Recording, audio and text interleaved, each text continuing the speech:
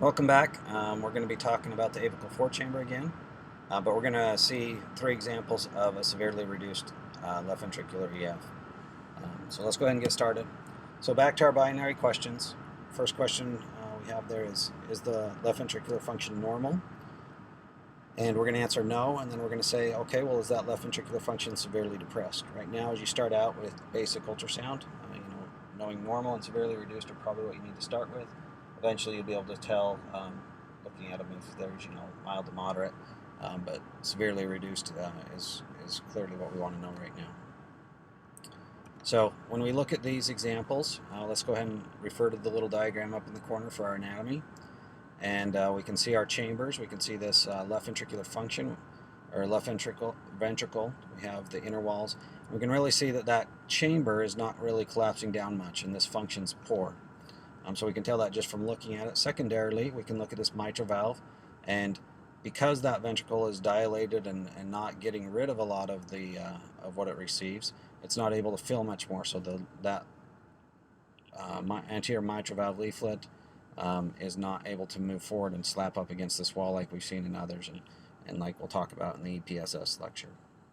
But here we see that this is our first answer is no, it's not a normal left ventricular function. And is it severely depressed? Yes, this is an example of a severely depressed ejection fraction. Example number 2, we may be a little overgained in this image, but we can at least see the inner wall. And we can see again that that chamber is not collapsing down real well. There's not a lot of movement from this wall towards the septal wall, and the apex isn't coming in and collapsing a lot. Secondarily, we can again then look at the mitral valve and see not a lot of movement, so there's not a lot of movement from the left atrium into the LV. So again, this is a severely depressed left ventricular function. And finally, we have our third example. This one's a little off plane here initially, but comes into plane, and we can see our left atrium, we can see our left ventricle, our mitral valve.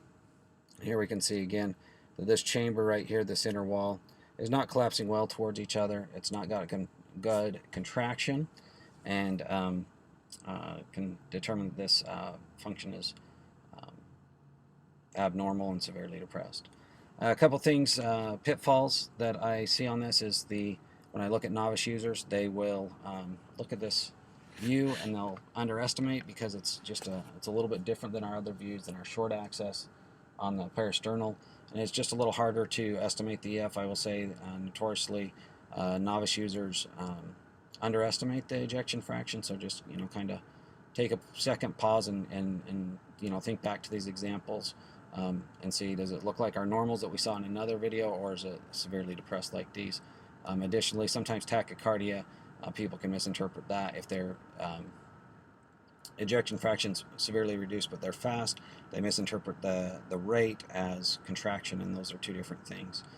So rate is not synonymous with contractibility. So once again, go ahead and look at these 3 videos again if you need to, but hopefully this helps with you to understand what a severely depressed ejection fraction looks like in the apical 4 chamber. Thanks for watching.